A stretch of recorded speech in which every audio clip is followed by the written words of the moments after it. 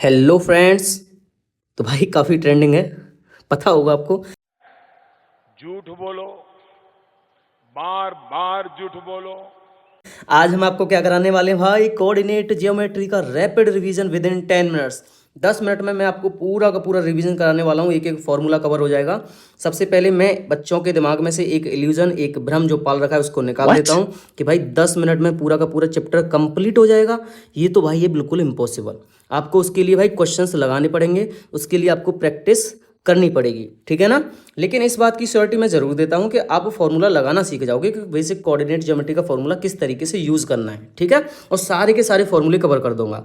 तो बस आपको एंड तक बने रहना है। और साथ के साथ भाई देखो, चैनल को सब्सक्राइब जरूर कर देना AY क्लासेस, और वीडियो को लाइक कर देना and also press the bell icon so that you can receive all the notification of our videos. Got it. तो यहाँ से हम without wasting of any single minute lecture को करते हैं स्टार्ट। सबसे पहले आपका डिस्टेंस फॉर्मूला। तो बेसिकली डिस्टेंस फॉर्मूला क्या है मैं आपको एक बार बता देता हूँ। देखो भाई, आपके सामने कोई है एक लाइन, ये रही AB। मान लेते हैं ये कोई एक लाइन है AB। इसके कोऑर्डिनेट हैं x1, y1, और B के कोऑर्डिनेट हैं x2, y2। अगर आपको डिस्टेंस निकालनी हो कहाँ की भाई, A और B के बीच की, अगर आपको डिस्टेंस निकालनी हो तो आप डिस्टेंस फॉर्मूला का यूज कर सकते हो। यहाँ से डिस्टेंस फॉर्मूला क्या कहता है, x2 माइनस x1 का whole square plus y2 minus y1 का होल स्क्वायर, इसका रूट। तो आप इसके थ्रू क्या कर सकते हो, डिस्टेंस निकाल सकते हो। अब देखो भाई, इसी के बेसिस पे मैं आपके सामने एक क्वेश्चन लेके आ गया। देखो भाई, NCERT का क्वेश्चन है। तो सबसे पहले यहाँ पे देखो क्या करना है आपको, find the distance between the following pairs of points. मैं आपको एक क्वेश्चन कराऊंगा, बाकी के ये क्वेश्चन आपको होमवर्क में करने हैं।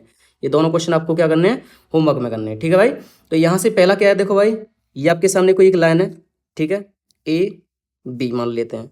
यहाँ से A के कोऑर्डिनेट आपके सामने है 2,3 और B के कोऑर्डिनेट है 4,1।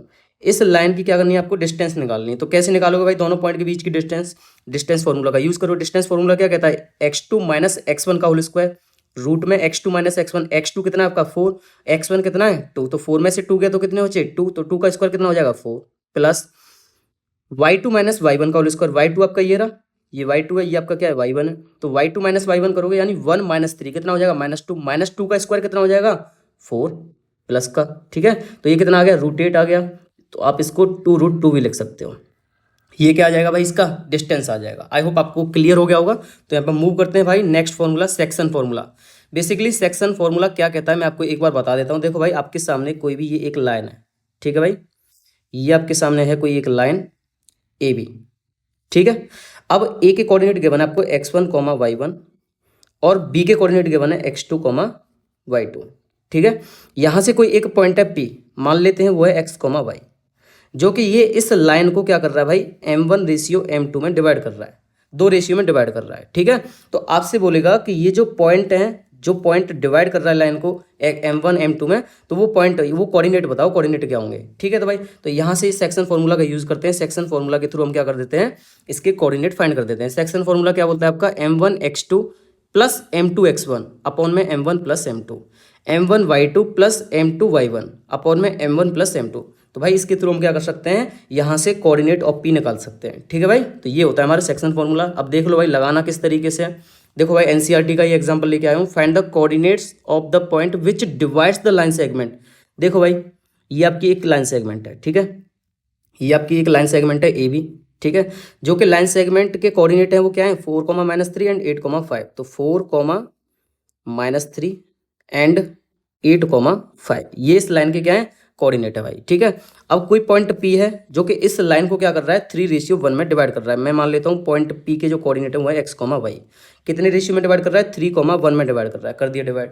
अब यहाँ पे हमें क्या करना है भाई, यहाँ पे लगाना है सेक्शन फॉर्मूला। तो सेक्शन फॉर्मूला कैसे लगाएंगे, मैंने बताया था ना आपको, सेक्शन फॉर्मूला क्या होता है, M1x2 प्लस M2x1। तो यहाँ पे M1x2 करो। देखो हमको करना क्या है, पहले M1x2 करो, यानी M1 तो ये रहा आपका 3, इसका मल्टीप्लाई किसके साथ करो, x2 के साथ करो। तो कितना हो जाएगा, 3×8 = 24 प्लस M2x1, M2 कितना है 1, 1 × 4 कितना हो जाएगा 4 हो जाएगा, अपॉन में कितना M1 प्लस M2, M1 कितना आपका 3, M2 कितना है 1, तो 3 + 1 कितना हो जाएगा 4। तो ऐसे 24 + 4 कितना आ गया 28, अपॉन में 4, तो यहाँ से ये आ जाएगा आपके सामने 7, ठीक है भाई। तो 7 क्या आ गया आपका, x आ गया 7, ठीक। अब उसके बाद देखो हमको y निकालना है। तो y कोऑर्डिनेट क्या होगा, y कोऑर्डिनेट कैसे निकालेंगे भाई, y का जो हमारा ऑर्डिनेट है उसको कैसे निकालेंगे। तो यहाँ पे आपको क्या करना है, m1y2, तो m1 कितना है 3, 3 इंटू 5 कितना हो जाएगा 15, ठीक है, प्लस m2y1, m2 कितना है 1 और y1 कितना है -3, तो कितना हो जाएगा 1 इंटू -3 अपॉन में कितना m1 प्लस m1 कितना है 3, 3 प्लस 1 कितना हो जाएगा 4, तो यहाँ से ये आ गया 4। अब यहाँ से चेक करो 15 - 3 कितना हो जाएगा 12, 12 अपॉन में 4, तो ये कितने टाइम्स गया 3 टाइम्स। तो यहाँ से आप क्या चेक करोगे y की वैल्यू कितनी आ जाएगी 3 आ जाएगी। तो ये आपके क्या आ गए p के कोऑर्डिनेट आ गए, क्लियर। तो यानी इस p के जो कोऑर्डिनेट आए हैं 7,3, इसने इस लाइन सेगमेंट AB को 3:1 में डिवाइड कर दिया, वो भी इंटरनली।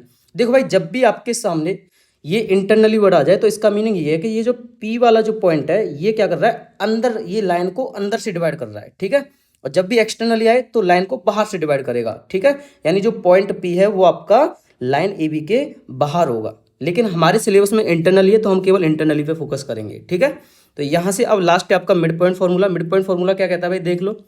आपके सामने कोई एक लाइन होगी AB, मान लेते हैं ये हमारे सामने कोई एक लाइन है AB, इसके आपके सामने कोऑर्डिनेट गिवन है x1 y1 और B के कोऑर्डिनेट गिवन है आपको x2 y2, क्लियर। तो यहाँ से बीच में, यहाँ पे ये बीच में कोई पॉइंट होगा, मान लेते हैं M, कितना होगा x, y, तो इसके कोऑर्डिनेट पूछेगा। अब यहाँ से क्या होता है, जो m1 और m2 हो जाता है वो 1 1 हो जाता है, क्योंकि बिल्कुल बीच में, तो बीच में तो भाई यहाँ के इसके जो रेशियो हो जाएगा कितना हो जाएगा 1:1 हो जाएगा, क्लियर।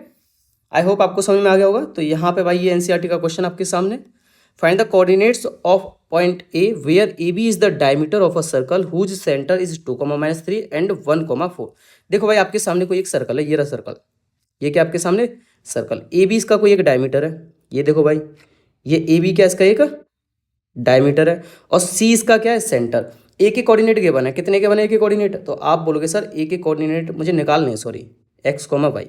B के कोऑर्डिनेट कितने हैं 1, 4 के बने, क्लियर। और यहाँ पे सेंटर C के कोऑर्डिनेट कितने हो जाएंगे भाई, गिवन है ना यहाँ पे circle whose centre is 2, -3, circle given है 2, -3।